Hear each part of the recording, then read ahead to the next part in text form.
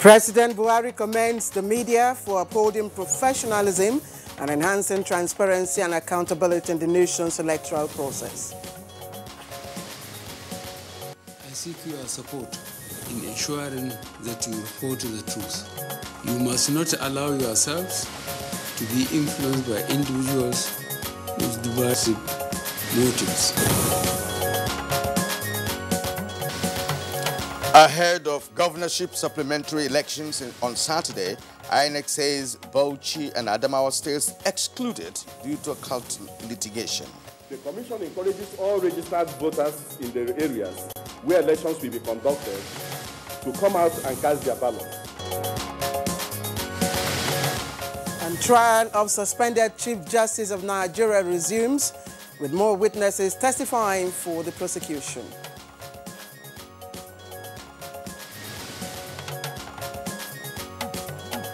And on Good Morning Nigeria today, we shall continue our conversation on issues around the forthcoming supplementary elections and Nigeria's democracy.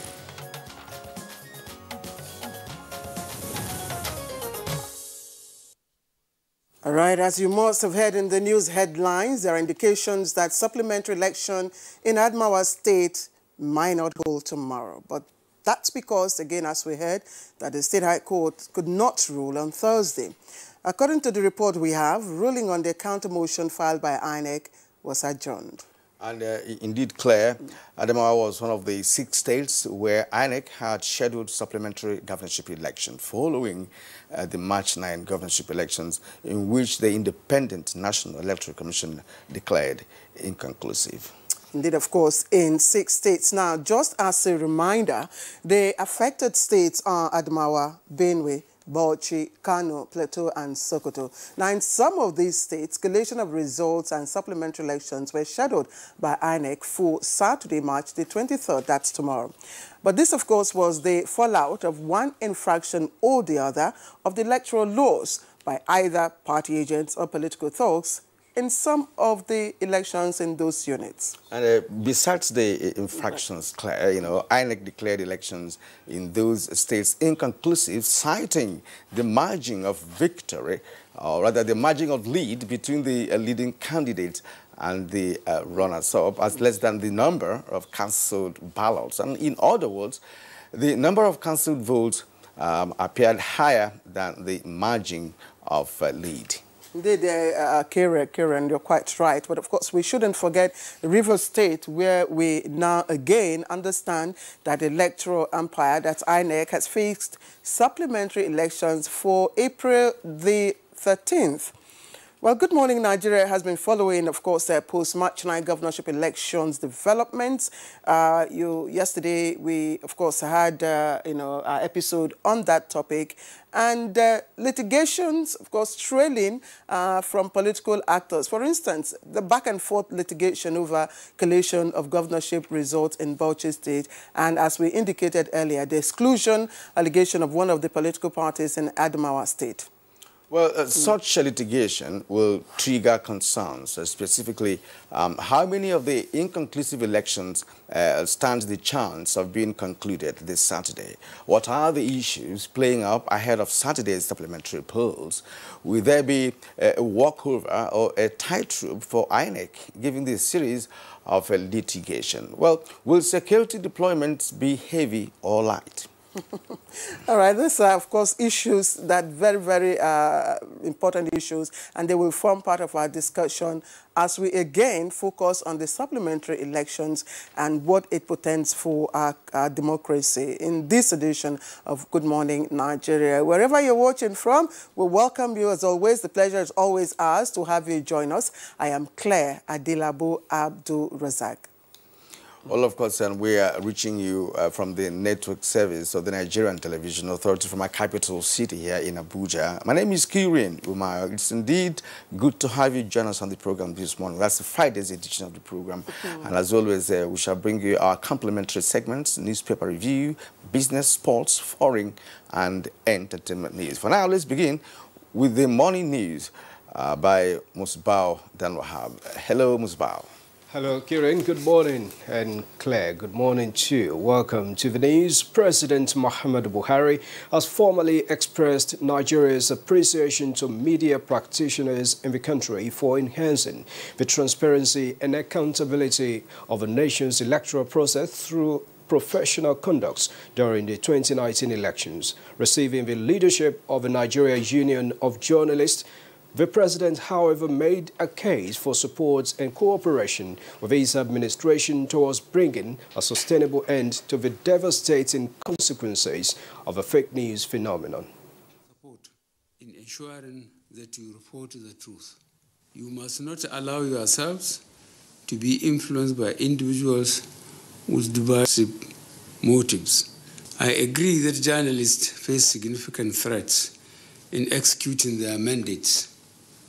Please be assured that the security agencies and all instruments will continue to do their very best to protect journalists, especially those operating in hostile environments. Your Excellency, sir, although it is said that the media and government cannot be institutional partners, since one is expected to hold the other accountable. However, we are all stakeholders in the Nigerian project. We shall therefore, as a duty, continue to support the fight against corruption and the quest for peace and security, good governance, and the rule of law.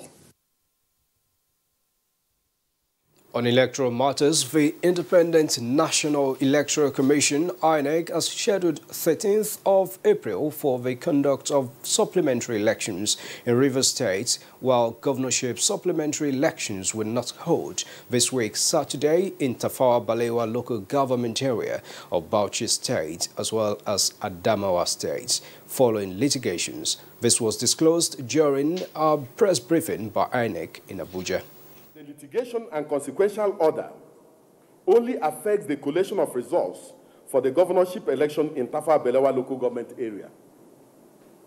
Consequently, the supplementary elections will proceed as scheduled on Saturday, the 23rd day of March 2019, in the other 15 local government areas of Bauchi State, as well as in the Krifi State constituency supplementary elections in Krifi local government area. Similarly, the Adamawa State High Court issued an injunction restraining the Commission from proceeding with the supplementary elections following the application by the Movement for the Restoration and Defense of Democracy, MRDD, a registered political party which did not take part in the main election.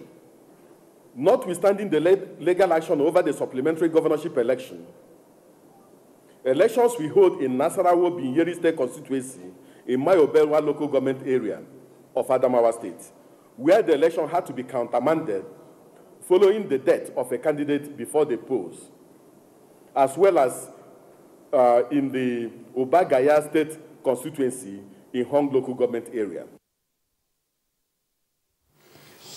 Meanwhile, a total of 1,111 suspected electoral offenders have been arrested by the police and military during the recent 2019 general elections across the country. The Force Public Relations Officer, Assistant Commissioner of Police, Frank Umba, disclosed these at a joint media briefing of the Armed Forces and Police spokespersons of the Defense Headquarters in Abuja. There is no doubt that the Nigerian police is the lead security agency tasked with the provision of security at the polls, while the military is to support the police and other security agencies by providing security at the outer cordons. The alleged involvement of some security agents in some of these unfortunate incidents is of serious concern to the military and the police high command. Ahead of the supplementary governorship elections taking place on Saturday, 23rd March 2019, the Minister of Interior, Lieutenant General Abdurrahman Bello Dambazao, has directed the disclosure The closure of the land borders of Adamawa, Benue and Sokoto states with effect from 12 noon on Friday, 22nd March to 12 noon on Sunday, 24th March. In a statement by the Controller General, Nigerian Immigration Service, Mohammed Babandede, says the closing of borders is to restrict movement across the borders of the affected states during the election days. Entrepreneurs are strategizing on better ways of building brands, expanding businesses and improving the value chain in order to deal with emerging challenges and contribute to growing the nation's gross domestic products GDP. This is the focus of the Globalization and Branding Summit in Abuja, where the Minister of Communications, Adebayo Shitu, challenged participants to utilize the opportunity to crisscross ideas and come up with viable recommendations on how to make Nigeria an export hub for creativity and brands in Africa. Of how best to benefit not only the youth but the variety of Nigerians, and we would continue to benefit from all the ideas, new ideas that may be coming from the youth of this country, so that at the end of the day, the youth will be the best for it. And now to the Judiciary, where the trial of a suspended Chief Justice of Nigeria, Justice Walter Onoge, resumed on Thursday at the Code of Conduct Tribunal, Abuja, with more witnesses testifying for the prosecution. Federal government says it is mobilizing all efforts towards putting the country on a sound footing for the attainment of good water and improved sanitation for all has been targeted in the Sustainable Development Goals 6. Minister of Water Resources Suleiman Adamu was speaking at the 2019 World Water Day press briefing in Abuja. Up till now in this country, there is not a single city that can boast of water supply, uninterrupted water supply 24 hours a day, 7 days a week. The way that states are paying lip service to water supply and sanitation, they need to take water and sanitation as top priority. That's the news for now. Good Morning Nigeria will continue in just a bit after this break with Claire and Kirian.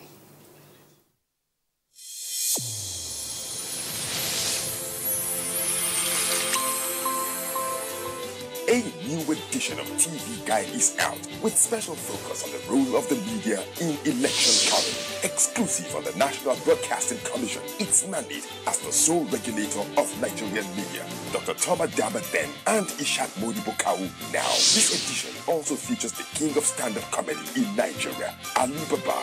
NTA standards to be ready for election transmission after decades of abandonment. Find out from the DG transactional elections in our political space. An evil wind that blows no good. DG, National Orientation Agency, calls on TV Guide, your indispensable companion, x-rays the impact of social media on electioneering process as electorates present their expectations from incoming government. Meet some TV professionals behind the screen and other inspiring stories in sports, entertainment, and lots more. Grab a copy at the vendor near you or NTA stations nationwide. TV Guide, your indispensable companion. If you hear a bomb explosion or gunshots of an active shooter, that might be a terror attack. At such times, always remember 3 action words. Run, hide, report. Don't try to run towards the terror scene to save the situation, because there might be a second bomb blast or another attack. Run far away and take cover. Make sure you are safe first. Yes, it is in our nature to sympathize over the hurt, but remember, only trained personnel can help in such situations. When in a secured environment, promptly call relevant authorities and help will come. For anonymous reporting, call 09630-3250-5 or 0813-2222-106. If you see something, say something. Nigeria unite against terrorism. This message is brought to you by the Federal Ministry of Information and Culture. All right, welcome back. It's Friday's edition of Good Morning Nigeria, and we are broadcasting live here in Abuja, the capital city. Time now to look at what business news is trending, and Kolo Mohammed will take us on, and he speaks of Governor of the Central Bank of Nigeria, Godwin Emefiele, saying tight monetary policies will continue. And we also have latest beneficiaries of the social investment program, Trader Money. Let's join Kolo now.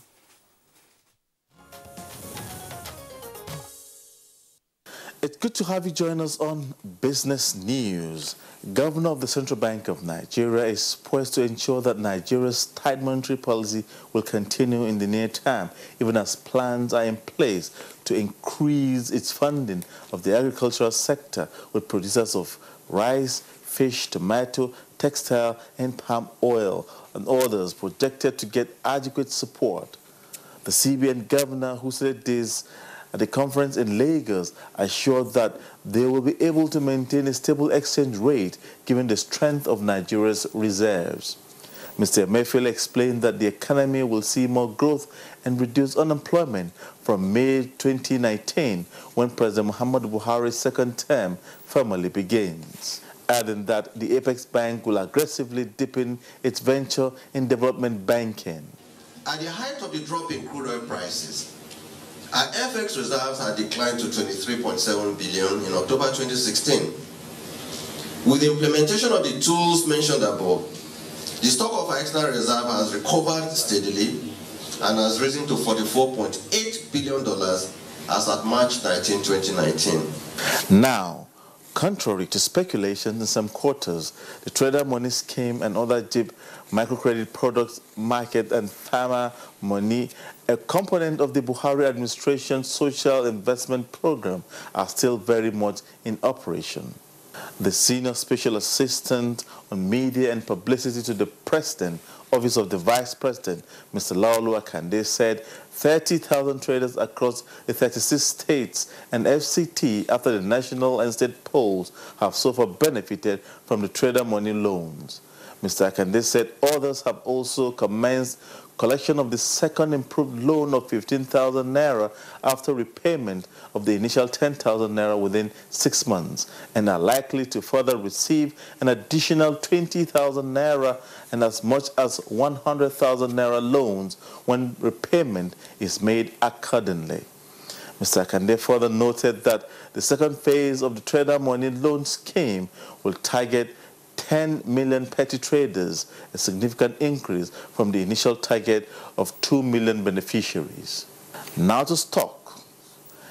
Investors lose 57.99 billion naira in Wednesday's trading as the Nigerian Stock Exchange All-Share Index closes below 31,000 basis points. Next is a graphic representation of the closing figures.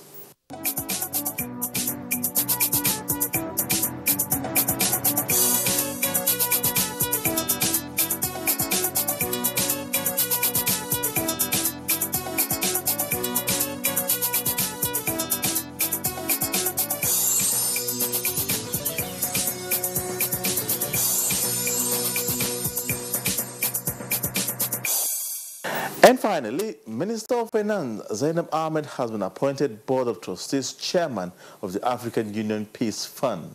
The AU made the appointment on Thursday in Addis Ababa, Ethiopia, in a statement issued by the Special Advisor to the Minister of Media and Communication, Mr. Paul Abechi. The Minister expressed appreciation and commitment towards achieving the agenda of the Special Fund. The board has 5 African members, each representing a region, and 2 non-African members comprising United Nations and European Union as international partners. The Minister of Finance is representing the West African sub-region on the board. And on that positive note, we wrap business news at this time. Many thanks for your time. I'm Kolo Mohammed. Thanks for watching. And that has been Kolo Mohammed with the business news for today. We now have time to bring you newspaper review in just a while.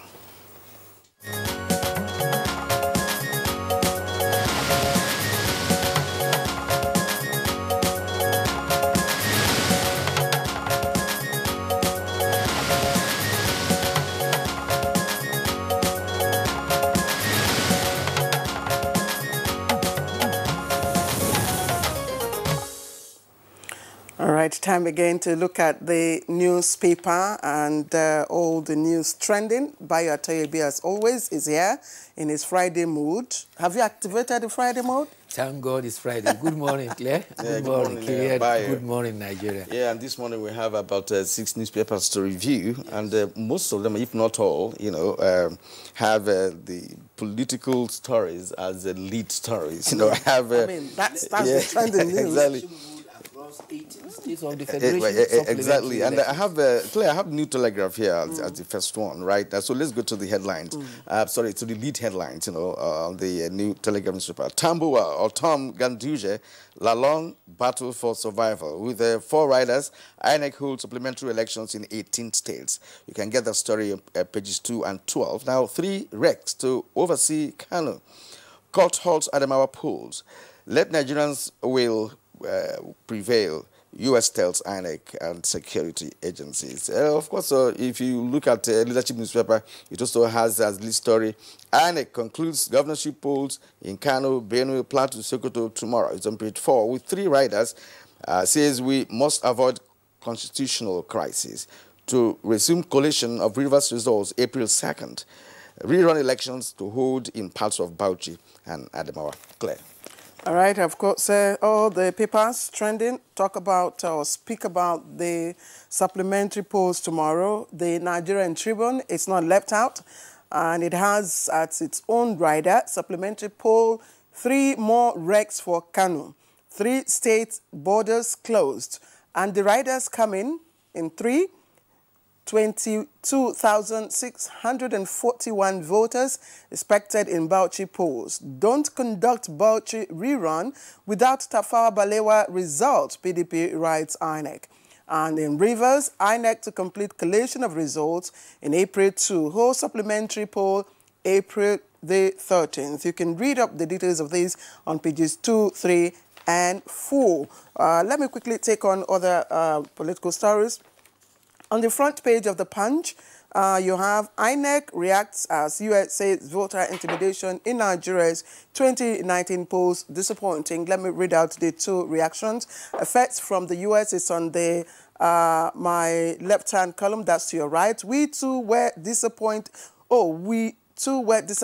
by the low voter turnout, as well as credible reports of voter intimidation, vote buying, interference by security forces, and violence in some locations. And INEC reacts, in our reckoning, coupled with various reports released by local and international observers, so far, the 2019 general elections were a success, but by no means perfect.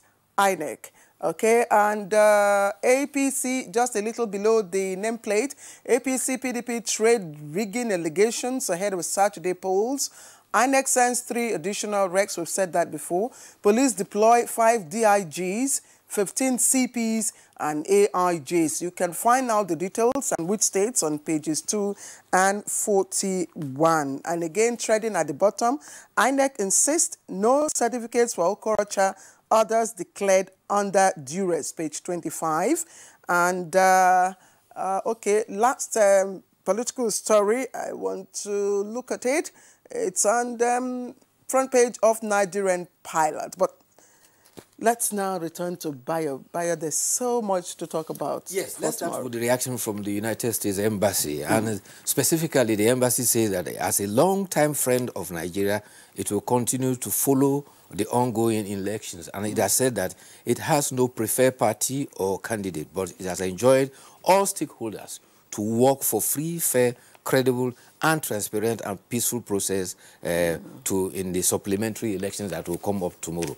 The INEC also actually reiterated that INEC says that it appreciates the support the United States has provided Nigeria electoral process, but pointing out that no country in the world could conduct a perfect election from beginning to their end. INEC says it is reckoned with the fact that, and coupled with the various reports from local and international observers, so far, the 2019 elections were a success, but by no means perfect. There are lessons to be learned and room for improvement. The Commission assured that it will continue to do the best, hoping that major players will play according to the rules and no political office is worth the life of any human being. Meanwhile, the Independent National Electoral Commission is to conclude rescheduled supplementary governorship elections in Benue for governors in Benue, Kano, Plateau, and Sokoto states tomorrow. After the March 9th election, INEC actually declared elections inconclusive in 6 states for the governorship election. However, in the case of Adamawa and Bauchi, court cases had now altered the process. For Bauchi, INEC is to conduct governorship elections in 29 polling units spread across 15 local government areas. But voters in Tafawa Balewa local government will wait the outcome of the court case filed by the APC and Governor Abubakar Mohammed. A restraining court order will also preclude the governorship election in Adamawa State. For the suspended governorship election in Rivers State, INEC says that it has slated April 2nd for resumption of collation, and announcement of a winner is expected by April 15.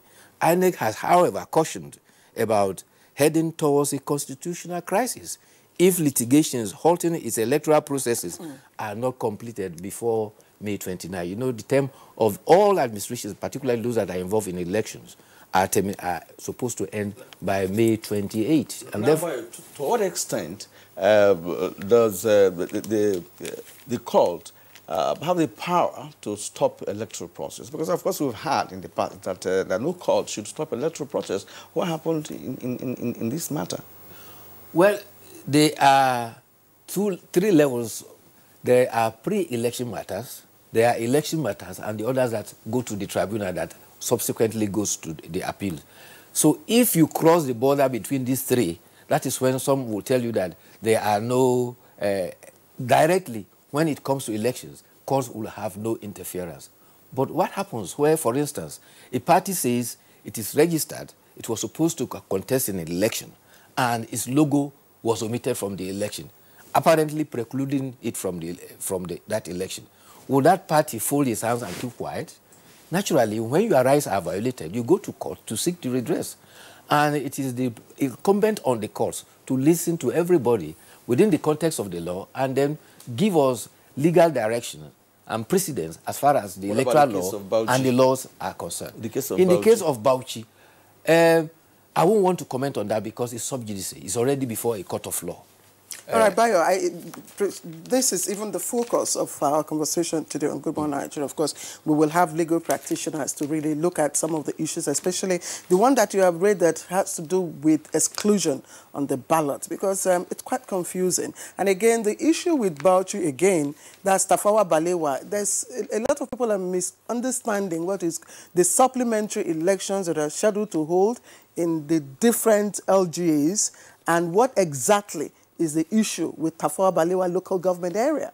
The issue with Tafawa Balewa local government area is that the governor of Bauchi State and the APC in Bauchi State have gone to court to stop the supplementary elections the collation of results. Yes. The collation of the collation of the results there, which the INEC said it was going to continue. Exactly.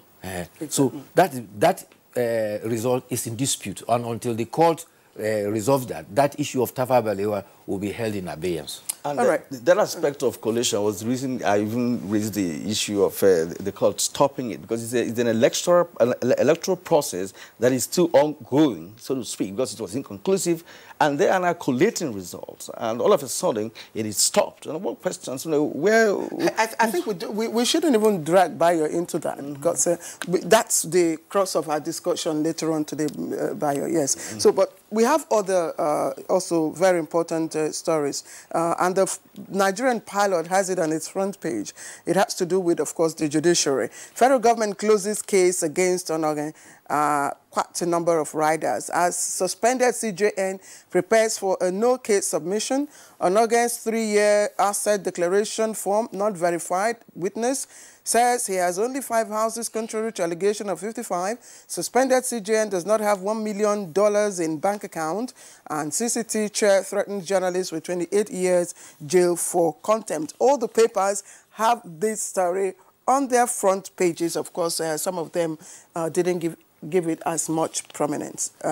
Okay. You have right it? now, let's turn to Daily Trust newspaper. Let's take some stories from there. And what is not fresh that they have as least stories, of course, the one we have read in other, but that is INEC set for supplementary elections. Well, there is in 18 states tomorrow. That's the additional information on the elections, because we were talking about 6 states, and 6 states for governorship elections. Exactly. There are supplementary elections for state houses of assembly in 18 other states. All right. Okay, and there are other stories there below the nameplate. Onogen, just as Claire read a short while ago, federal government closes a case after 3 witnesses. And gunmen killed 2 core members in Bayelsa. It's on page 4. Federal government begins rehabilitation of Port Harcourt refinery. This is on page 17 of the Daily Trust. And looking at, going back to Daily, or rather the New Telegraph newspaper, there are other stories trending apart from political stories. And now NNPC begins rehabilitation of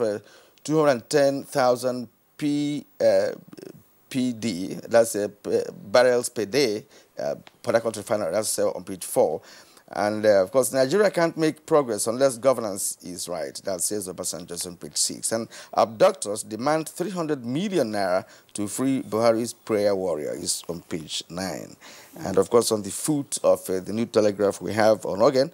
Federal government has no case against me. Moves to file no case submission. CGN has 5 houses, not 55. It's on page 4. Let's bring back Bayo again. Well, yes, yesterday the prosecution closed its case after calling 3 witnesses. Actually, they had listed 6 witnesses to be called, but it closed the case and immediately the defense sought consultation with the suspended Chief Justice of Nigeria, and the Defense Counsel also told the court, the tribunal, that they had opted to file a no-case submission. This, he said, is predicated on their rights under Section 303 of the Administrative of Criminal Justice Act of 2015. Accordingly, the defense is to seek that the charges be stricken out. The prosecution has failed to make out a case against the suspended Chief Justice of Nigeria. That is the defense of the case. The tribunal, however, ordered service to be made onto the prosecution, and both prosecution and the defense should be ready to address the tribunal on March 23rd. And accordingly, the tribunal will now set a date to deliver its judgment. Now, let's go to other stories. The Nigerian Union of Journalists has said that the second election of President Muhammadu Buhari offers opportunity to correct some of the perceived flaws in the first term. The Nigerian Union of Journalists delegation was led by this president, Chris Izuguzo, and they came in to congratulate President Muhammadu Buhari. But specifically, they urged the president that to whom so much is given, much more is expected. They advised that the challenges of security in the northeast with insurgency, and the northwest with banditry, and other parts of the country with criminality. You recall now, just in Bayelsa, 2 young men who are serving the obligation to their nation on the National Youth Service Corps have been killed by armed robbers. And so they were saying that there's a need for security overhaul. The NUJ also made a demand that press freedom should be guaranteed in consonance with the requirement of security, and therefore guarantees should be provided that journalists are not harassed in the course of their duty. Just before we quickly take a look at the editorial, Bayo, you spoke about the 2 core members who were killed yesterday. Also, an officer of the NSCDC, was also reportedly killed yesterday. The front page of the Nigerian Pilot, that's at the bottom there, has that story. It says police arrest 2 traffic wardens over NSCDC officer's death, and you can see it. And then somewhere again at the bottom of the Punch, you have the policemen dragged my husband on the ground till he died.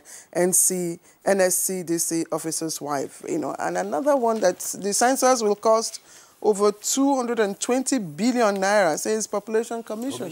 Yes. This is a demarcation in preparation for the census. Census is already 2 or 3 years due behind time, because census is supposed to be done every 10 years, and we are behind time. And that demarcation is the precursor before the census comes up. The issue of the civil defense officer who apparently was killed has been taken up by the Commissioner of Police for the FCT. The officers involved have already been arrested, and the families are demanding an autopsy so that they will be able to follow up through. But the good news is coming from the Governor of Central Bank, and he says Nigeria economy in post-May 2019 will witness a positive growth, and there is an opportunity to reduce the level of unemployment in the country. The Central Bank is also to hold its MPC next week, and the hope is that the standards will be maintained, and the determination of the Central Bank is to rein in inflation to ensure that it moderates, and therefore the economy and the gross domestic product will pick up. The other one is the situation in the National Assembly. Speculation arrived about leadership challenges, so there are now overt and covert tussle going on. For the Senate, it has started, hasn't it? It has started, of course. It was envisaged, you know. But before I go to the editorials, please, let's return to that issue of killing of an NSDC staff by a police personnel. You know, you recall that last week we had a discussion on the issue of an interagency conflict. There seems not to be synergy between the, paramilitary and the, military. I mean, because these are law enforcement agents, and they can now not be able to relate as staff of different security agencies. But it baffles me and many Nigerians how this could be happening in a nation like this and the present 21st century. Well, the Acting Inspector General of Police is adamant and firm when it comes to perceived misbehavior by officers. And across board, the same situation is supposed to come from all other uniform services. Presently, the Commissioner of Police for FCT has already taken proactive actions. The alleged traffic wardens that are involved have been detained, and investigation is going on. But it's a serious case where you have to beat another uniform officer with batons and drag him until he lost so much blood and died. That is very, very serious. All right, now to the editorials for today. Still on the elections. It's taken from the Daily Sun newspaper. It's on page 15. And paragraph 41E and 43B of the INEC regulations and guidelines for the conduct of the elections to order supplementary polls. Yes, those are the basis for which election has been decided to be inconclusive. The major part being that the two leading candidates, the margin of votes in between them is less than the number of votes that was declared either void or cancelled. When such occur, then INEC has to declare that election inconclusive, in the sense that if they allow that to go, so many people who were not able to participate will have been disenfranchised, and the essence of democracy, having everybody's vote counting, will have been lost. So what the editorial is saying that with the supplementary election coming up tomorrow, politicians must prevail on their supporters to be peaceful. INEC must also play strictly by the rule by providing a level playing ground. They also call on security agencies not to be partisan, to be neutral. And above all, they said that the Supreme Court has actually provided a ruling about the role of the military, not to be involved in the polls. There's been some confusion about the role of the military. The military is not involved directly in the polls. They are involved in providing peripheral security for all elections. In the past, the APC was in opposition. They fought against it. In the present, the PDP in the opposition is fighting against it. But in all instances, there have been instances where they have benefited from the violence that the military had prevented from disrupting the election. But the essence of the editorial is to ensure that tomorrow's supplementary election are carried out free, fair, credible, and above all, peacefully. All right, bye, Tayebi. On that note, we wrap up our discussion here for at least newspaper review. We'll let you go to go kickstart your weekend. Thank you. And we'll see you here by the grace of God on Monday. Thank you. All right. God spares our life till Monday. Thank you. All right, you're watching Good Morning Nigeria, and time for us to kick off the business. Kieran. Yeah, we'll take a break now. When we return, we'll go to the nitty-gritty of our conversation today.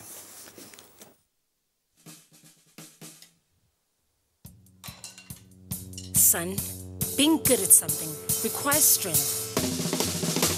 It requires pushing yourself. It requires putting in more.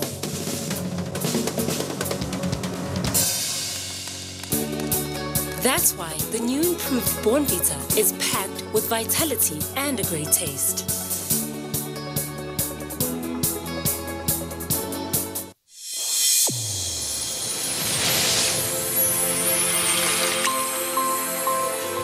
A new edition of TV Guide is out with special focus on the role of the media in election coverage. Exclusive on the National Broadcasting Commission, its mandate as the sole regulator of Nigerian media. Dr. Thomas Dabaden and Ishat Modibo-Kawu. Now, this edition also features the king of stand-up comedy in Nigeria, Ali Baba.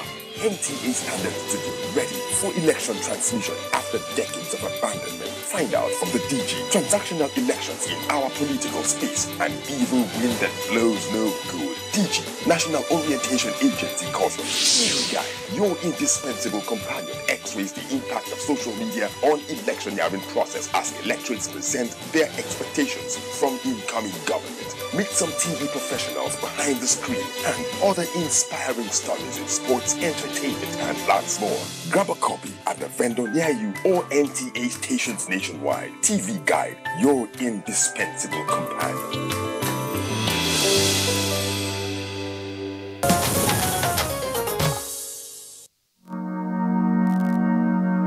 Nigerians. Suicide bombers are not spirits. They are not ghosts. They are human beings like you and me. They live amongst us. They are your neighbors. They are your friends today, but terrorists tomorrow. So you must know your neighbor now. Security begins with you and me. Know your neighbor. Be vigilant. Be security conscious. Report suspicious persons, objects, and movements to the police and other security agencies. The security of our nation is a duty for you and me. If you see something, say something. Nigeria unite against terrorism. This message is brought to you by the Federal Ministry of Information and Culture. You are watching NTA, Nigerian Television Authority. For more information and news updates, visit our website at www.nta.ng, or you can follow us on Twitter at NTA News Now, or you can like us on Facebook at NTA Network News. Stay connected on our YouTube channel at www.youtube.com/NTA News Online. Watch our live stream at www.nta.ng/live. NTA, you can't beat the rich.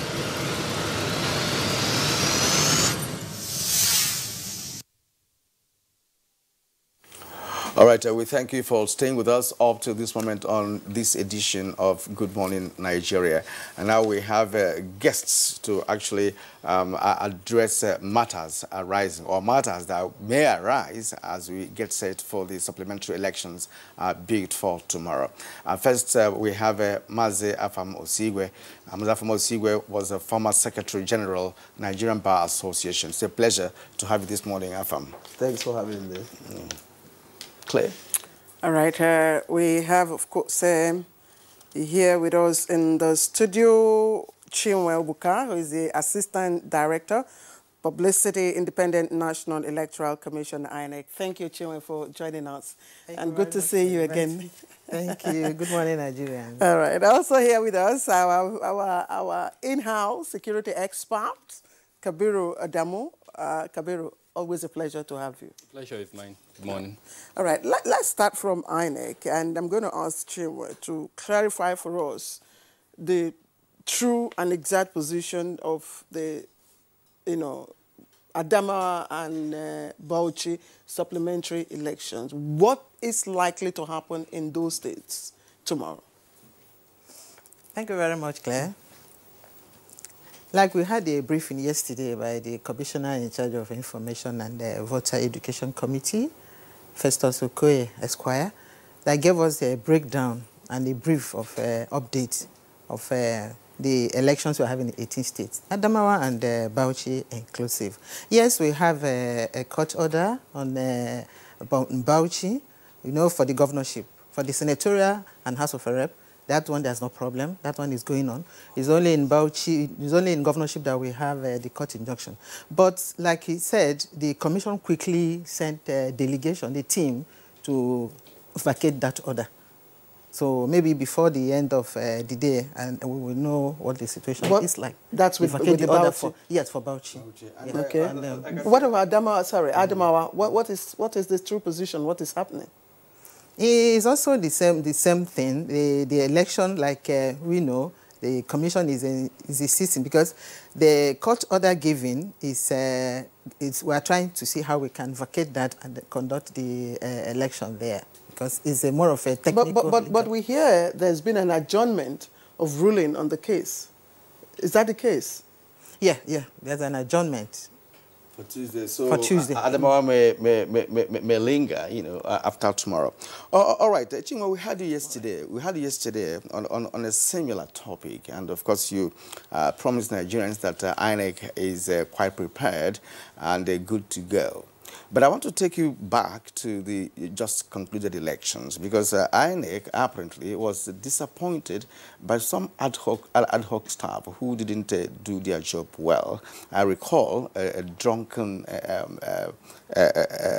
INEC official, maybe ad hoc, that was unable to discharge his responsibilities on an election day because of his state of mind. Now, what measures would you say INEC will put in place come tomorrow to ensure that we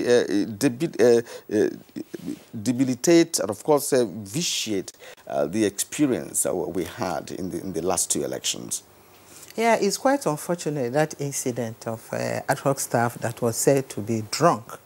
Of course, if you're in that state of mind, he could not perform his duties. But going by what happened, definitely after every election, some of those problems and challenges that we are observed, the Commission tries to address those problems to ensure that such problems do not occur again. And I'm sure the person that was in that state, that was drunk, could not perform his duty. Definitely, he's not going to be part of this election. And other measures, disciplinary measures, must have been taken against him to be a deterrent to others. So, and our staff have been given a refresher course and refresher training to ensure that this election will come out fine and good.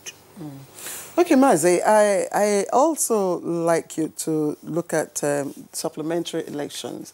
I know quite a number of persons have raised concerns about supplementary elections arising from inconclusive elections and all that. What are your thoughts about supplementary elections, first of all?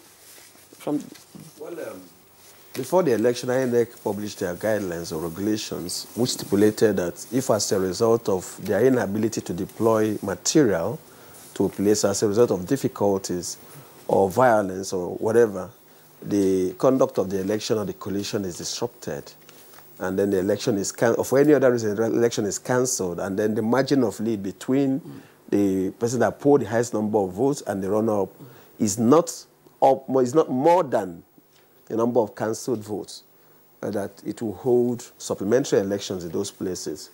Now, this is fine in principle because it ensures that the votes of persons in these affected areas count towards determining who represents either the constituency or the state as governor.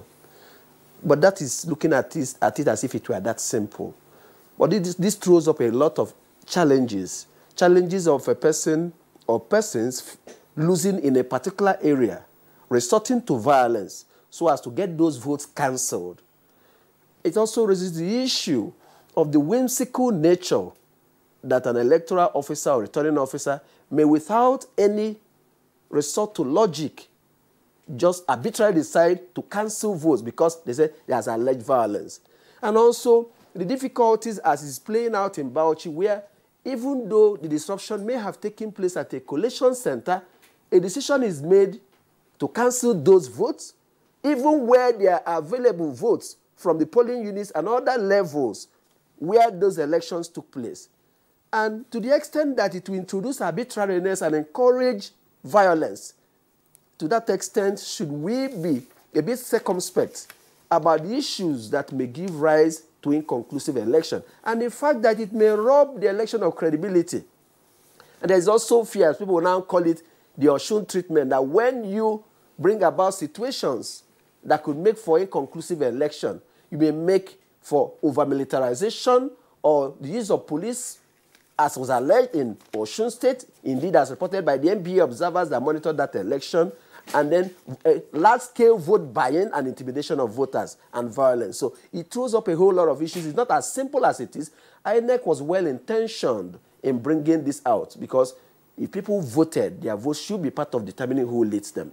But where politicians resort to use of force or the hand tactics to gain an advantage in order to prevent a person from taking advantage of votes that may inure to his benefit, it leaves a lot to be desired. And then where security agencies don't seem to do much to prevent these situations, and then nobody is prosecuted. So there's a whole gamut of issues arising from this that is not as simple as it may seem. Yes. All right, but we will return to you much later, because those gray areas should be raised in this conversation. But right now, let's turn to Kabiru Adamu. Nigerians are beginning to come to terms with the inconclusive elections, starting from 2003. Just yesterday, one of our guests on this platform, Jide Ojo, to be precise, he insisted that the persistent stalemated elections in Nigeria is good omen for the electoral process of the nation. Actually, he went ahead to say that it's as a result of the competitiveness of the election that could lead to stalemated elections. Perhaps because there's no longer landslide victory for anybody. So what's your thoughts? I agree with Jide to the extent that in the indications that came after both the presidential and state governorship elections, as well as the national and state assembly elections, appear to be a reflection of the growth in our electoral process. Some of the steps that INEC has taken has made the environment a bit more competitive. In the past, the general agreement was that most elections were either rigged by, the most affluent, quote-unquote, political party or the party that be in place. But a good example is the introduction of the card reader machine and other biometric processes within the electoral process. They've increased the capacity of INEC to determine, for instance, who votes. And that has now introduced new elements into the electoral system, introducing better competitiveness. But ahead of the elections, in our risk assessment processes, one of the things that we identified is the expectations on INEC from Nigerians. Does INEC have that capacity to meet the expectations? And has INEC managed its information dissemination process? Bringing this may be well state. That should never have come to the public. It should have been addressed at that platform so that what Nigerians hear is a common language coming out of INEC under the auspices of that committee, that this is the provisions for security.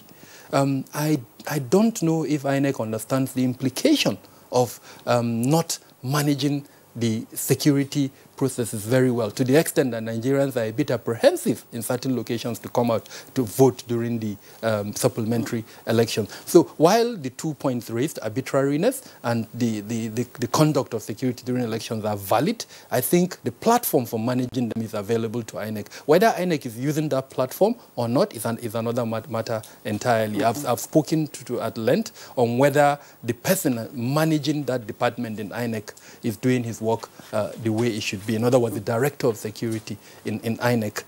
We are not hearing from him. There are corporate organizations, for example, that would have benefited from prior information indicating that there will be no movement on Saturday. I know a lot of organizations that would have closed their offices today because that information was not available to them. That information only came out yesterday. That's an information that should have been given probably, the day we decided there will be supplementary elections. Okay, I was just going to say, do we what kind of security risk do we envisage? Because this is just isolated, election. So we don't expect to have an expansive security, apparatus. So what kind of security risks are we envisaging for supplementary elections?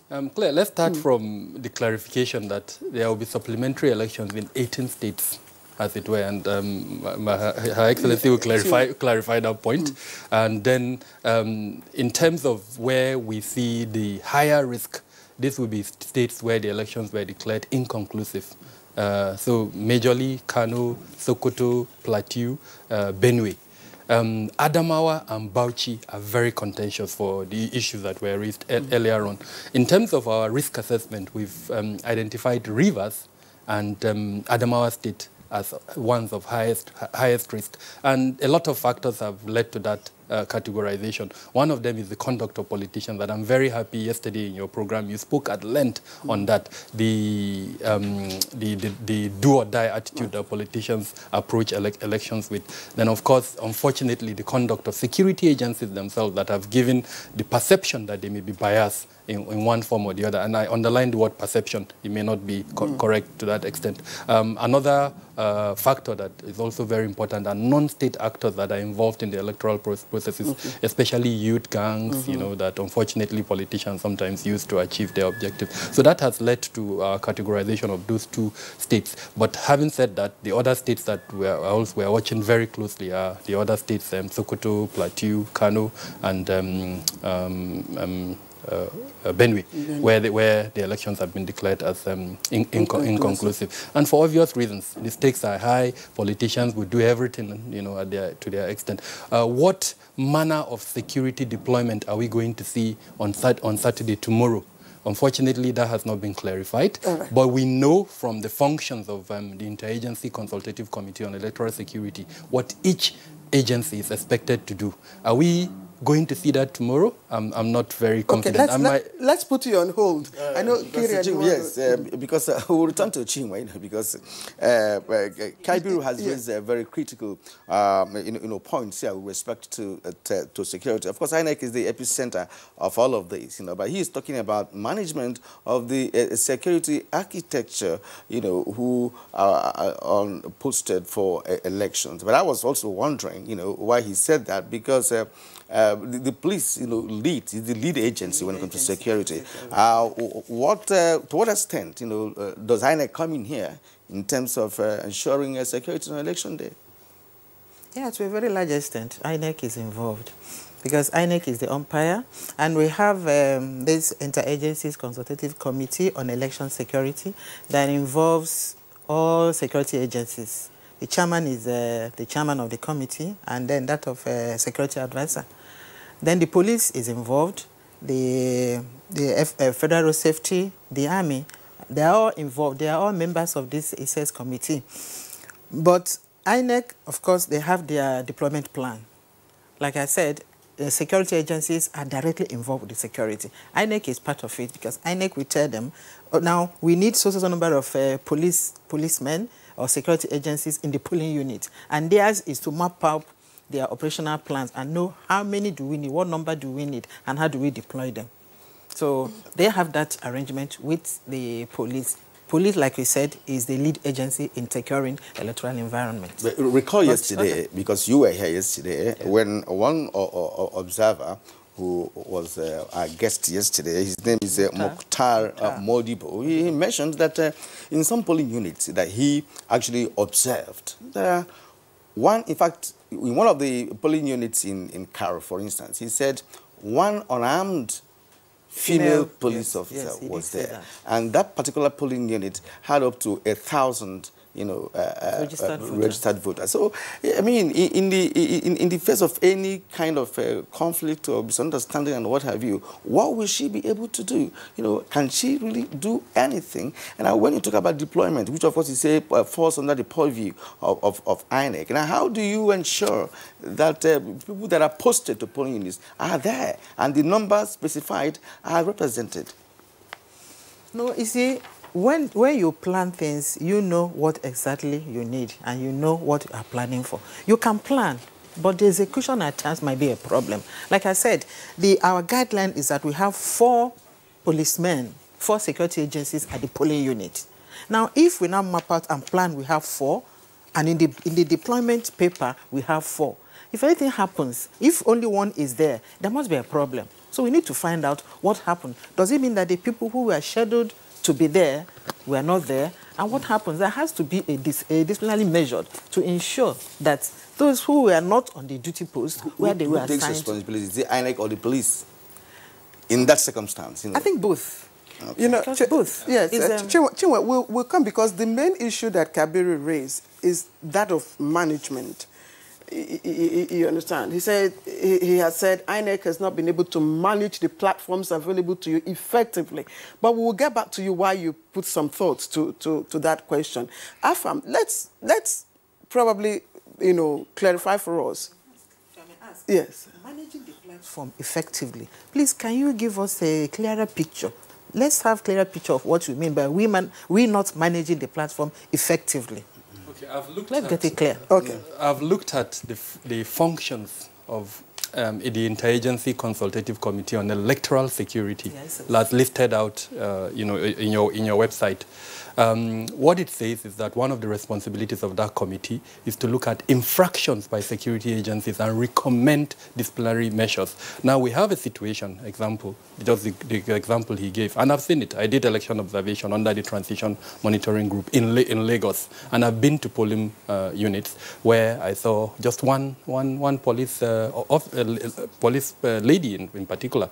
I've also conducted training for police and even military personnel, and we were told ahead of the election that they would be wearing tags that would help us identify who they are. I didn't see that in all of that, and I have not once have I had INEC or ISIS come out to tell Nigerians why it didn't happen. So I'm happy that you've mentioned control, which is one of the elements. You plan, but for your plan to be effective, there has to be control mechanisms. Clearly, Nigerians, quote unquote, were shortchanged, because there were promises made by the security agencies. And given the fact that I've worked extensively in this sector, I know that corruption is an element. Monies will be collected, and sometimes those monies will not be used for the purpose. So my point is we should go back to ISIS, look at the functions of ISIS, and ensure that the functions are implemented, the way they are spelled out there. By now, ISIS should have come up with a committee to investigate the infractions that have been covered extensively by the media and civil society organizations from both the Presidential and National Assembly to the governorship and state assembly elections. And some of these recommendations, if at all that committee had been constituted, these recommendations would have helped in the supplementary elections. I mentioned earlier on that I'm not sure what your department on security, whether they are doing all of this. I don't expect the chairman himself to carry out those functions. It should be your department on security that should help the chairman implement that. I have not once, since the preparations for the election started till today, have I had any statement from your department on security. Yeah, yes, sir. Thank you very much. Let me also ask, I'm sure when you people I think yes, let's just keep you on hold for now. Let's bring in Afam, because there are so many issues that we need to talk about in a very short time. Afam, please, can you give us a sense of understanding what exactly is happening, especially with the case of Bauchi and Admawa? There's a lot seem to be happening that we can't really understand, and people are giving their own different interpretations. That's as regards the supplementary elections, whether or not it will or it will not be in both states. Do you have a clear understanding of what is going on? Well, I have a clear understanding of the confusion thrown up by the whole process. Now, why do I say this? We have an unfortunate situation where the regular courts are being dragged into the electoral issues. And because of the seeming, in some cases, indecisiveness of INEC as to what particular course of action to take example, Bauchi, you says there will be supplementary election, then before reviewing the facts on the ground, then you, after taking a decision, you review a fact, and you reviewed your decision, giving room for a person to go to court. Now, it's not about passing blame. A whole lot of us may, at the end of the day, be culpable for the roles we may have played. The lawyers who took these matters to court, the parties who thought the court should be dragged into this matter, the judges who injuncted the process, and an INEC for the missteps leading to some of these things, then the politicians who subverted the process by unleashing violence, the security agencies that sometimes stood and did nothing, or sometimes provided protection for those who perpetrated these acts of violence and electoral malpractices, or who actually participated in the same. Now, he has talked about INEC not being able to take control of the security system. But how do you do that in a real sense of it? You request for security, they are posted, they are not answerable to you. They take, they take instruction orders from their superiors or those who posted them to that place. And so that's why you have situations where they may not even appear. We had the situation in is it Okot or somewhere in Lagos, where a lone police person was chasing after people who were trying to snatch ballot boxes, not armed. Could have been killed. So we should look at, in managing this security process, INEC has very nice plans, but they are dependent on security agencies, the voters, the political parties, the politicians themselves, to ensure that we get it right. And it becomes helpless. So that's why you see the INEC calling out the army. And we should also ask ourselves, to what extent is it important to involve the army in the whole process? To what extent should they be involved, if at all? Even in the light of court judgments saying they shouldn't. Can we speak specifically to her reaction about the Bauchi, whether or not the supplementary elections in Bauchi will hold? If there's a court order and INEC is a party, and she has said they've instructed their lawyers, if they're unable to have that court order vacated, INEC as a law-abiding citizen would respect the court order.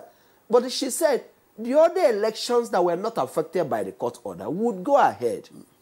But the ones that were injuncted, until those injunctions are lifted, their hands are tied. For example, bearing in mind that the court that gave the injunction is a state high court, and is also dealing with a pre-election matter. They did say in law that because you think a court that gave an order does not have jurisdiction, you will not stay in your house, and say you will not obey it. It is proper that matter be taken before the court for a proper action to be taken, vacating it. You may feel that, yes, it was done without jurisdiction, but it should be injuncted. But we should worry about a situation where an election is fixed on a Saturday and a court on a Wednesday or Thursday injuncts it and adjourns 2 days after that election. I think there's everything to be worried about this. If that court fails, it should give such an order, whether in interim or interlocutory. He must fix his decision before the day fixed there for the election. Because we must make sure that these things don't happen.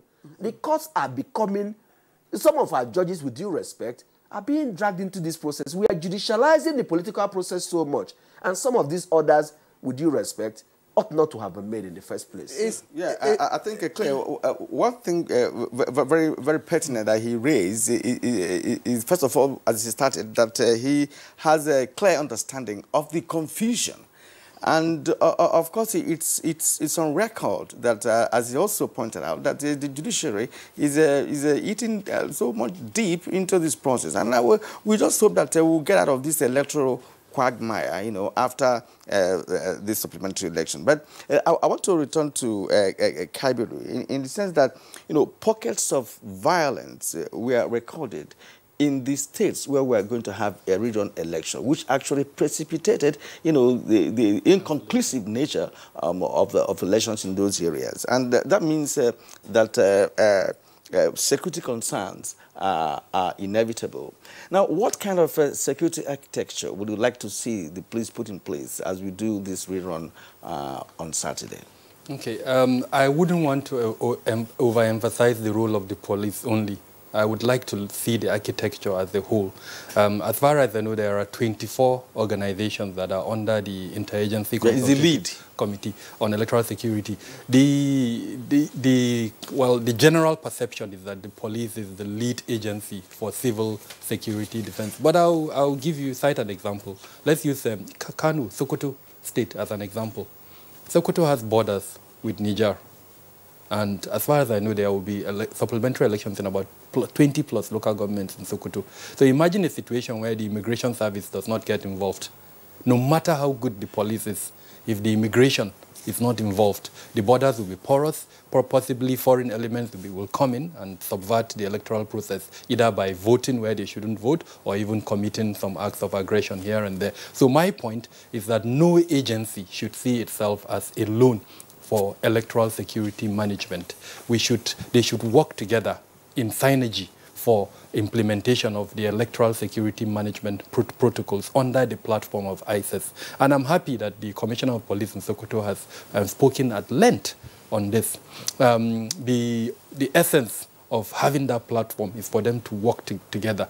The Department of State Services, the DSS, has the responsibility for collating intelligence with which these organizations would work. So that pool where intelligence can be dropped so that each agency can work with that intelligence. And I hope that will be implemented on Saturday. So as an example, one of the agencies pick up information that a certain cult group or youth gang group is coming to disrupt elections in a particular local government. Maybe the police is not present in that local government for obvious reasons. The police is stretched, they don't have enough personnel, but most likely civil defense or even the State Department, DSS, will be represented in that local government. So they should be able to pull from that intelligence and then deploy to that area and prevent that from happening. Because remember, the primary objective of intelligence is prevention of incidences. We should not wait until the things happen before we react. And the only way for us to ensure that is done is that these agencies work together in synergy under the Interagency Consultative Committee on Electoral Security at the state and probably the local government levels. Okay, Chiwe, can you just outline for us so that we know where collation of results, in how many states a collation of results taking place and where is supplementary election taking place? Supplementary election, like we said, is taking place in 6 states. 6 states? States, yes. We have, that's governorship, you mean? Governorship? Yes, collation of results. Collation of 80 states. Then we have the states that elections are taking place. I mentioned Kano, Sokoto, Plateau, Benue, Bauchi. Bauchi and Adamawa are in contention because of the existing court cases. But for Rivers, also Rivers arrangement is in progress because Rivers is also for collation of a result. And when we had a briefing yesterday, we had a timetable for Rivers. First of all, there was an engagement with the security agencies, a meeting they had. And then we're also having an ISES meeting on the 29th of March, also in Port Harcourt. Then the meeting of stakeholders will take place on the 30th. And by hopefully before the end of the month, we are having also a collation of results. And we'll start in April 1st. That's for Rivers. But for other places, the collation of results in the polling units where there were disruptions, they are continuing.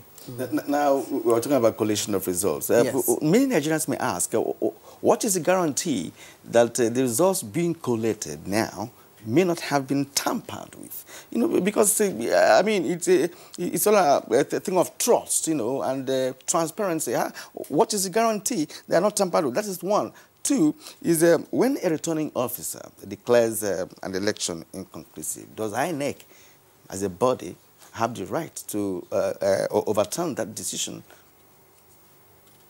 Actually, when you send your collation officials or returning officers to the field, you give them responsibilities and you trust them, you trust their judgment.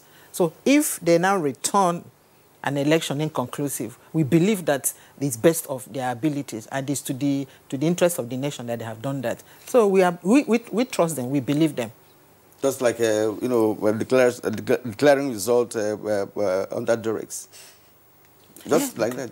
Is it not part of... because the report was that it was under duress that somebody declared result. They did not follow the guideline. They did not follow the rules and guidelines governing the election. And that is why you are not supposed to force somebody to do something. Exactly. Yes. Exactly. Because if, for them to save their lives, they can say, okay, let me just do that. Then they will do their report. Right. Because they're very dangerous. Okay, Afam, again, when you were speaking earlier on, you raised the issue of timing.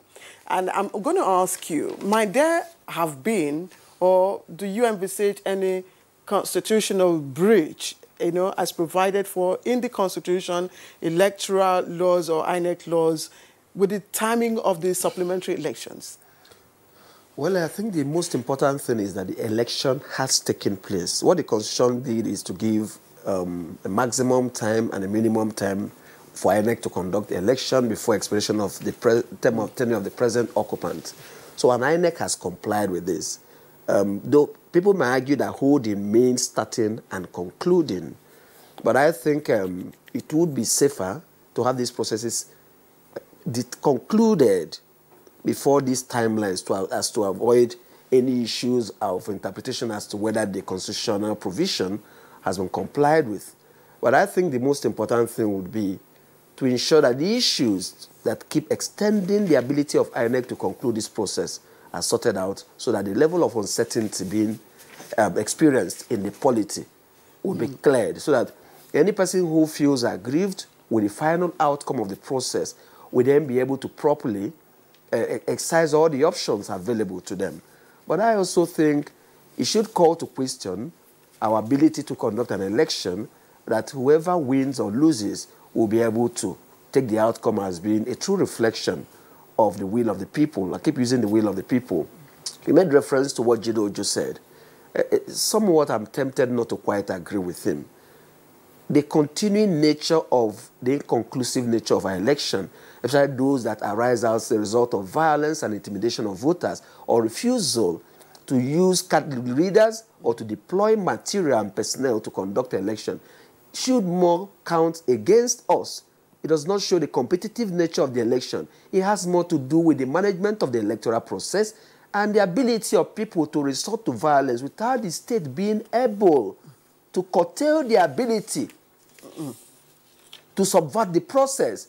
And until we pay attention to this, it is not a reflection, because that's why you may have a situation where a person is held under duress to declare a result of an election, because in Nigeria, people take it that might is right, rig, win, be declared winner, let the other man go and suffer. And then when you are the incumbent, you have more money to defend than the petitioner.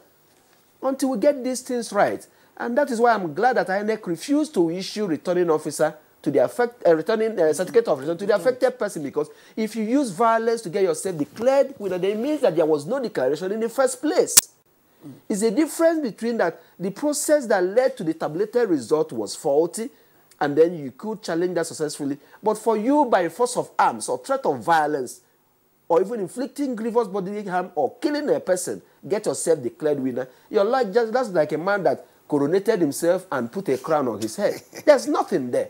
So if INEC had issued certificate of return, it would have amounted to legitimizing resort to violence, and we'll see more of that happening.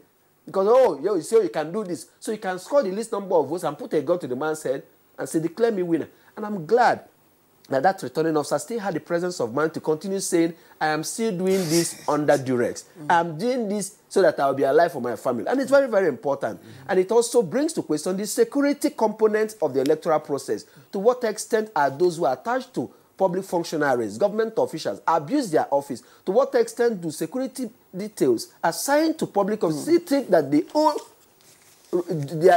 their loyalty lies to the individual, not to the state to which they have sworn a duty to abide by these laws and obey the Constitution, and that they are being abused? We need to look at some of these things and make sure that we get it right. A process that, and also have a collation of results that does not make somebody to travel all the way from my home state to come to Abuja to just stand before a television and read their results that he could have done from the state. A situation that allows INEC to also stay back at the headquarters and also know that the result being declared within that state is a reflection of the returns from the polling units. So I do not think that inconclusive nature shows a competitive nature. It shows our descent into anarchy and violence in order to win at all costs. Just before Kirian, I know Kirian has a question, but I'd also like you to speak to, again, you said INEC would have taken the right step. INEC filed, with regards to the issue in Adamawa, INEC had filed a counter, motion. Of course, it wasn't ruled on. What other step or option was open to INEC? No, probably you didn't quite get me. I didn't lay any blame on INEC. I lay the blame on a judge who grants injunction in this circumstance and adjourns beyond the date fixed for the election. Okay. I lay the blame on the inability of our judicial system to know that these are issues of urgency that can be resolved in a day. Abridged times and ask parties to address it. First, do I have jurisdiction? Fine. But we resort to legal gymnastics just because somebody has a mindset and they're just capitalizing on time. Why would you adjourn beyond that date? Shouldn't you rule so that those who are involved should know one way or the other whether that election should take place? Since that court does not have jurisdiction. No, why would the court just, for example, say, I adjourn to today for you to address me to show cause why I should not grant this injunction? And the person is saying, I do not think you have jurisdiction. Why shouldn't the court say, parties address me, and the court sit still? These issues are resolved. That's why you see from some West African countries, election petitions, presidential elections petitions are determined within 21 days, 28 days. But for us, we have to take 180 days. I'm not a lawyer, so I'm going to ask you some questions for further clarification. Okay. Now that that court has no jurisdiction, you know, according to our laws, and it is evident that it has no jurisdiction, does it matter if INEC goes ahead and, you know, conducts the election? It does. It does. It will be resorting to self. Like I said, INEC is not a court. No matter how strongly you feel about an order made by a court, the rightness of it, the absence of jurisdiction in making it, it is better that the judicial process make that pronouncement. I do not think any of the courts have jurisdiction. But for the life of me, I will defend those orders until they are set aside, and INEC is right in obeying them till they get an order saying, you can go ahead and conduct election. In fact, many Nigerians will be delighted that this is coming from a lawyer, you know, a judge adjourning a case beyond the date of the election, so making it look as if we're not being properly directed. I'll return to Kabiru, you know, because the security component of this election is apt, you know, because I believe that it is part of the failure of the security management that led to all this inconclusive nature of the election, because most of the areas the elections were inconclusive. There were pockets of violence in those areas. And now, some of my colleagues here in NTA have been privileged to cover elections in other African countries. Whether we like it or not, Nigeria is still passing through a nascent period of a democratic process. There are no two ways about it, because, of course, we have majority of illiterates who are voting. Now, and they said that in those countries that armed policemen and military men were drafted at the polling units. And people will say that it is a part of a way to intimidate the voters. But we see policemen and military men posted in different establishments in this country at different times and occasions, and people still go about their businesses without being molested or something. Now, one is prompted to begin to think in the direction of ensuring that the polling units are manned by armed men, because if the hoodlums are cashing in on the fact that the little number of policemen you have at the polling units are unarmed. So what will you do? For instance, a group that wants to snatch a ballot box, usually they don't come without being armed. They come with arms, and they will just shoot in the air, into the air, and of course, you know, bring some kind of confusion before they grab the box, you know, and run away. So what is your thought? Since you're a security expert, are you not thinking in the direction of really manning the polling units properly? Because those guys will not come if they know that the uniformed men at the polling units are armed. By saying, using the word properly, you mean armed? Yes. Heavily armed? Yes. So that if you come there, you respect yourself and go and vote and go away. Okay, Kieran, I'm going to speak like the security expert that I am. As far as I know, there are 3 cycles of security protection that our electoral security management processes allow for. The polling unit, then the outer perimeter, the inner perimeter, and then the outer perimeter. Now, the objective of these 3 cycles is one thing, to ensure a credible electoral process. If you remove one cycle from the other 2, then unfortunately you won't have the effective and efficient electoral management system. Those who initiated these cycles had one objective in mind, which is to ensure an effective electoral process. Unfortunately, we are going back to what we started this discussion on, an element of coordination. Now, when they initiated those 3 cycles, the idea was at the polling unit, you won't have armed security personnel.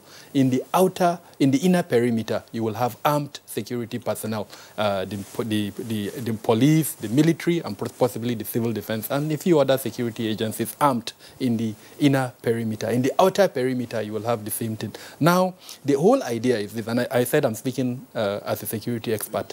The whole idea of this is a threat. And threat can mean several things. It can mean a cult group and a group of youth who want to come and disrupt the process. Under normal circumstances, even if they are able to circumvent the outer perimeter, then they should not be able to circumvent the inner perimeter. And then, of course, even if they are able to circumvent the inner perimeter, by the time they go to the polling unit, there should be an element of control. And what is that element of control? Communication. Mm-hmm. That would allow that unit to call the inner perimeter so that rapid response. Now, in security management... I'm not interjecting. Please, this is a matter of time. It doesn't take up to 3 minutes to do that job. So when are you going to do a communication and get somebody to come there to for assistance? See, we're talking about reality. The reality. I've covered elections in the past, and I know what it means for people to come and they cut away the ballot box.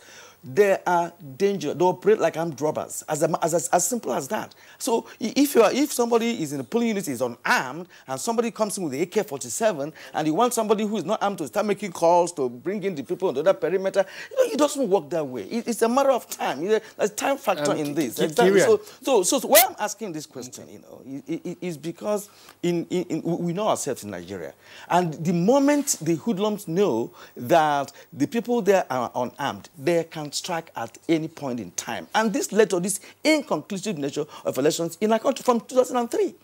My point is this, and I said I'm speaking as a security expert. Mm-hmm. Studies have been done in criminology to explain that these cycles I mentioned are effective. They are. Only, and I emphasize this word, only if they are implemented as a whole. Yeah, civilized society. Well, not necessarily. But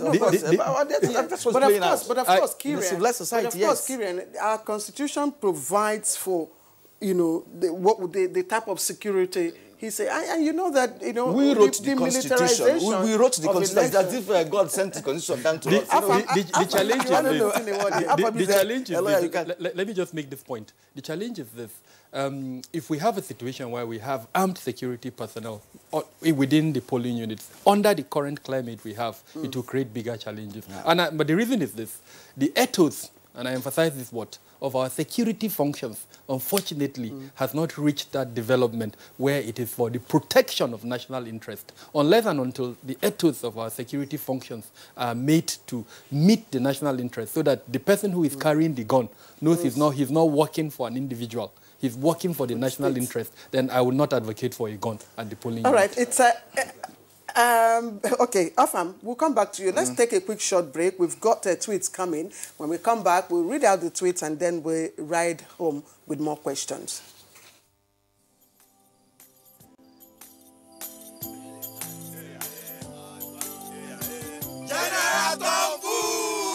Hold it! Me! I don't wash my hand from oil bunkering. General, what you going to yarn? What did the yarn serve? I don't understand, though. Because they spoil our water and our environment. And they cause our people serious harm. Militants is there. You know who? Me! I not do again, Sam. Because why? Change begins with me. This message is brought to you by the National Orientation Agency in conjunction with the Federal Ministry of Information and Culture. All right, we've got quite a number of conversations going on right here in the studio about, of course, the militarization of elections in this country, whether or not it's applicable. But let's take our tweets. We've got quite a number of them. And Kieran, you'd like to start off with Caleb's? All right, Caleb, the supplementary election is a good option when the situation warrants. It can be averted if every logistics are put in place by INEC and police. And Law Alpha C tweets, INEC should be able to explain the circumstances that could lead to an inconclusive election so as to cancel the impression of bias, and Nigeria politicians should be realistic and magnanimous enough to appreciate the improvement in elections in Nigeria. The security agencies should also be on ground to protect voters and exercise during these supplementary elections. Now, from Francis Jethro, I really want to appreciate the efforts of NTA. INEC needs to do more on how to avoid these inconclusive elections because as a country, it is costing Nigerians a lot economically and otherwise. And Mike Ayanko tweets, frankly speaking, we did not envisage anything like this in the 2019 general elections, but since we had it by happenstance, all hands must be on deck to see peaceful conclusions of the elections. All right, now from Dele Jack Solomon, free and fair elections distinguish true democracies from those merely masquerading. This is because Nigeria is yet to hold general elections, particularly the presidential and gubernatorial, freely devoid of ballot rigging, voter intimidation, and other decidedly undemocratic practices since 1993. I hope he used that word correctly. Well, he continued, as we head to vote in the upcoming supplementary polls on Saturday, we must bear in mind that elections do not make a democracy. The current state of affairs in Nigeria should be a bigger concern for us all than any potential outcome of election. All right, and Titus Monday Knock tweets, the best way to go with elections in this country is to go the way of electronic voting, where everything is done online. Rigging, thuggery, ballot box snatching, and political banditry would be eliminated, and voters can vote anywhere at their comfort. What?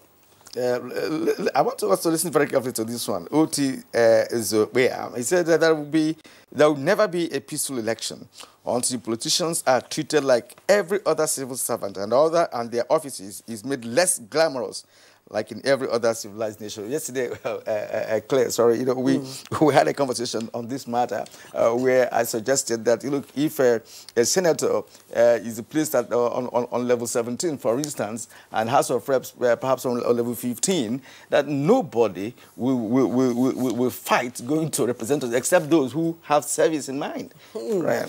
All right, Festus Akiboyewa tweets, election is supposed to be a celebration of democracy. Sadly, we cannot celebrate our democracy when our elections are marred with violence, third-degree kidnapping, snatching of ballot boxes, and, of course, killings. INEC must ensure this weekend's supplementary elections add value to our democracy. Certainly. Now, from Mike Ayako, the electoral umpire must make sure that relevant materials arrive at polling stations on time. The security agencies must be on top of their duties. The whole world is interested in these elections, which is a watershed in the annals of our liberal democracy. Our democracy is developing, and we must surely get it right someday by learning from our previous mistakes. All right, Daily Jack Solomon tweets, it's time to change the narrative as we await court rulings on, excuse me, on the recently concluded elections, and as we look up to the 2023 general elections, INEC and, excuse me, INEC and all electioneering stakeholders must keep evolving ways of improving the conduct of elections in Nigeria. The elections must be free and fair to sustain our democracy. Any attempt to subdue the people's will through electoral irregularities like ballot snatching and the rest will be a bigger threat to the peaceful coexistence, unity, and democratic progress of our nation. All right, Omar Bolahon, every stakeholder in the rescheduled elections, military, police, paramilitary, political gladiators, INEC, the electorate must all play their roles that only will depict the true wish of the people. Vote, not fight.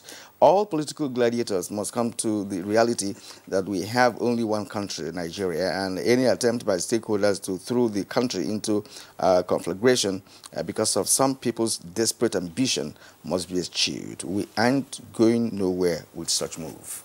All right, and Paul Udofia tweets, let security agencies stop intimidating voters, mostly in areas like Osun State, he says. Okay. All right. Now, Aminu Modibo, political power has often been considered the easiest route to wealth in Nigeria, and as a result, elections have been fought hotly. Claire, that's just the the tweets that we have. Although we have more coming in, but let's again bring in Chinwe, of course, the Assistant Director, INEC Publicity, here with us. I don't know how to ask this question, but should we have you know, a cycle of margin leads, inconsistent margin lead with cancellation of, you know, ballots in these supplementary elections? What happens? If I may answer your question directly, I will say no. So the winner must emerge this time around? Yes. That we know more inconclusive. Exactly. We are not going into this election hoping to come out with another inconclusive. Well, we have put up our plans and hoping that if our plans and processes go well as planned, the election will be concluded. We started by yesterday, Thursday, materials have moved from central bank to the local government. Then from this evening, they will be moving from the racks to the individual wards. So as to start the election on time and everything will go on well, hopefully, with the cooperation of other stakeholders who are involved, because it's not only INEC that is involved in it. Security agencies are there, like we said, the voter, politicians themselves. They will help us to ensure that this election is concluded. I think politicians themselves more important, you know, and because Nigerians are hoping that this rerun election will, of course, be the closing chapter of the 2019 general elections. Nigerians have actually had enough. I want to bring in Amazia Famosigwe here. You know, what are your expectations? Well, my expectation is that at the end of this process, I'm already looking towards the end of the process, that we'll be able to sit down and tell ourselves some home truths. And we'll be able to look at the different reports by different bodies and observer groups and even political parties themselves. And INEC as a body should dispassionately take the salient points from them and we'll put in place both logistic and legal frameworks to ensure that we don't encounter this problem in the future. For example, we have to go back to the Electoral Act and pass the last version that the president vetoed and to make sure that some of these things don't happen going forward. And I hope that INEC will be able to get it right in the states that supplementary election will take place tomorrow, and then that the judiciary should, as quickly as possible, take the right decision so that the elections or the actions proposed by INEC in other places that have been injuncted by the courts will be able to come to a conclusion, and so that we will move on. No investor will come in an uncertain environment like this, and there's also security components of this, and so many issues hang on it. It affects the economy, it affects so many things. So I think we should get it right so that the nation can move forward, so that we'll be an attractive place and a destination point for persons who may want to bring in foreign direct investment, and even for the local people to also be able to go about their businesses, which are being shut down too often and left to a whole lot of uncertainties about which way to go. Now, in connection with the adjournment, you know, which you talked so much about, what option does INEC have to reverse the trend? I'm sure the lawyers engaged by INEC will be able to take the right steps, and I'm sure INEC must have engaged some of the most competent hands in this field who will be able to take the right steps, and also that the judiciary will understand the importance of taking expeditious steps so as not to be seen as being the clog in the process, so that we don't have issues going on appeal and up to the Supreme Court, and then the process remaining unconcluded or whatever, inconclusive rather, as we may say. So we need to do something about this, and maybe the judiciary should also review to what extent it should be involved at this time, even with the clear provisions of the law, that it ought not to be, to my understanding. Maybe just say, as the last one from it to you, what are INEC's chances of getting ruling that's regarding Adam Adamawa? Answering your question will presuppose that I know the mind of the judges or that I have seen the processes filed. I'm just giving an opinion, and I will also be very, very much circumspect and reluctant to comment on these cases, particularly considering that they are pending in court. But I just spoke generally without discussing the facts or circumstance or decision made in any of them. All right. Of course, we have Kabiru here. Kabiru, in order to avoid inconclusive elections, what proactive step can we take going forward? In very simple terms, I would say let the will and the wishes of Nigerians be allowed to prevail.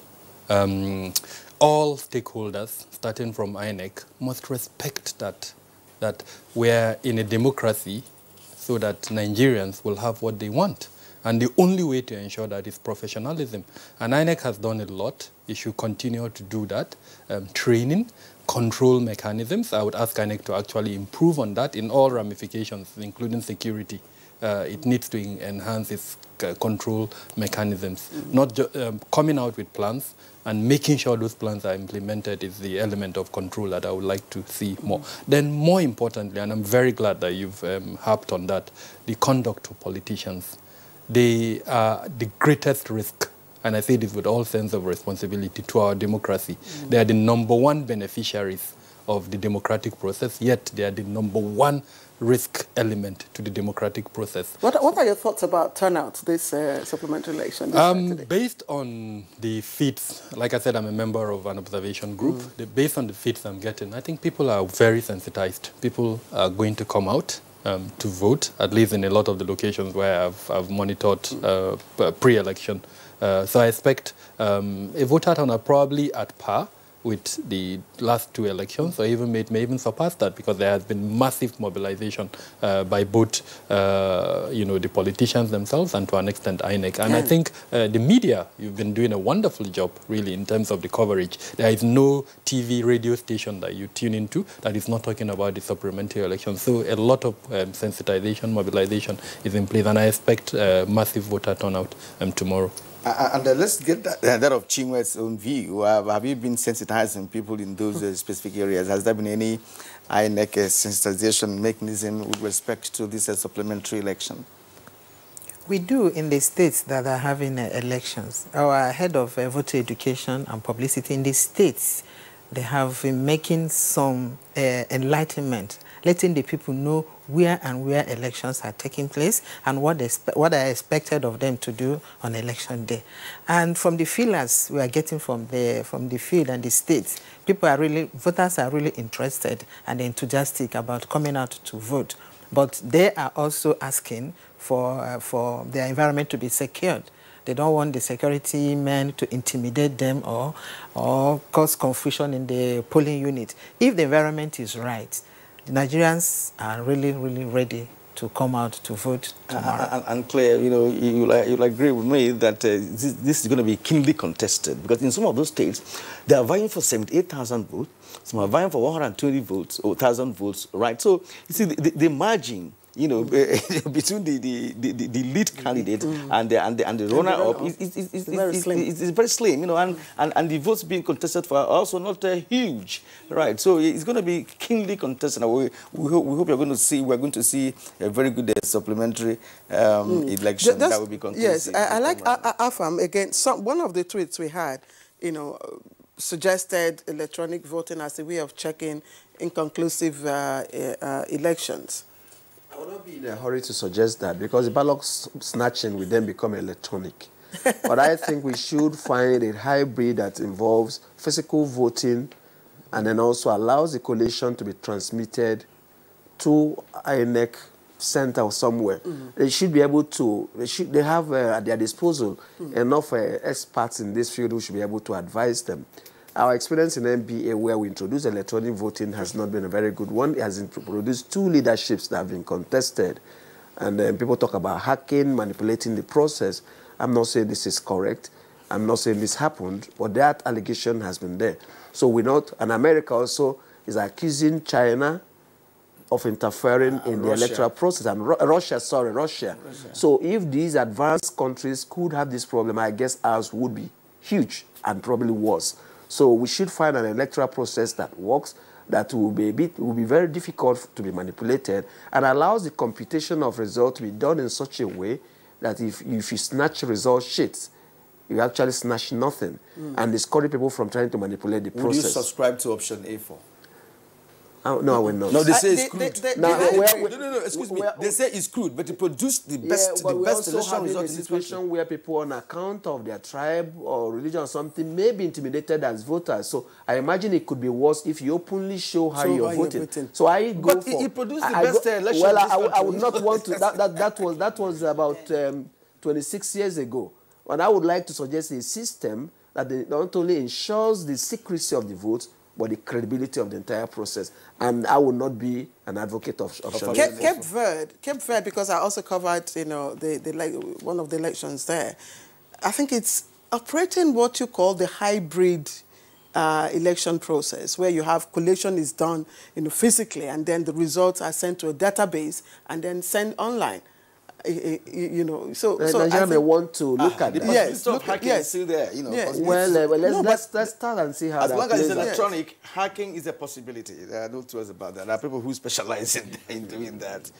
So anyway, all right, that's where we of course say thank you to our guests, and let's begin with Mazi Afam Osigwe. Mazi Afam Osigwe would like to thank you very much, always for coming on to the show. Chinwe, thank you. Chinwe is my long-lost friend. I'm glad to have you today. Thank you very much, Claire, for inviting me. Yeah. Good to see you again. And Kabir Adamo, always a pleasure to have you with us here. Pleasure is mine. Nigeria. I think it's high time we give you a title here on NTA. Thank you. Thank you for your loyalty. All right, let's quickly go over now to our sports desk for stories in the world of sports. Three-time African champions, Super Eagles of Nigeria, will